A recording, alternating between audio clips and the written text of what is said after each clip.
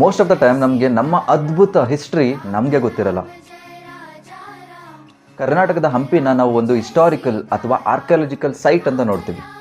ಆದರೆ ನಿಮ್ಗೆ ಗೊತ್ತಾ, ಹಂಪಿಯ ಇತಿಹಾಸ ರಾಮಾಯಣದ ಕಾಲದಿಂದನೂ ಇದೆ ಅಂತ?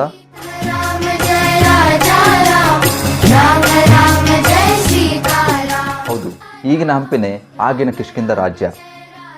ಇಲ್ಲಿನೇ, ಇದೇ ನಮ್ಮ ಕರ್ನಾಟಕದಲ್ಲೇನೆ ಮಾತಾ ಶಬರಿ ಎಷ್ಟೋ ವರ್ಷಗಳ ಕಾಲ ರಾಮನಿಗೋಸ್ಕರ ತಪಸ್ಸು ಮಾಡಿದ್ದು. ಶ್ರೀಮದ್ ರಾಮಾಯಣ ಅದ್ಭುತವಾಗಿ ಹಾಡಿ ಹೊಗಳಿರೋ ಮತ್ತೆ ಶಬರಿಯ ತಪಸ್ಸನ್ನು ವಿಟ್ನೆಸ್ ಮಾಡಿರೋ ಪಂಪಾ ಸರೋವರ ಕೂಡ ಇಲ್ಲೇ ಇರೋದು. ನಮ್ಮೆಲ್ಲರ ನೆಚ್ಚಿನ ಆಂಜನೇಯ ಮುಖ್ಯ ಪ್ರಾಣ ಹನುಮಂತ ಅವತಾರ ಮಾಡಿರೋ ಅಂಜನಾದ್ರಿ ಪರ್ವತ ಇರೋದು ಇದೇ ಹಂಪಿನಲ್ಲೇ. ಎಷ್ಟೋ ವರ್ಷಗಳಿಂದ ಪ್ರಭು ಶ್ರೀರಾಮನ ದರ್ಶನಕ್ಕಾಗಿ ಕಾದು ಕುಳಿತಿದ್ದ ಮಾತಾ ಶಬರಿಗೆ ರಾಮ ದರ್ಶನ ಕೊಟ್ಟಿದ್ದು ಇದೇ ಹಂಪಿನಲ್ಲೇ.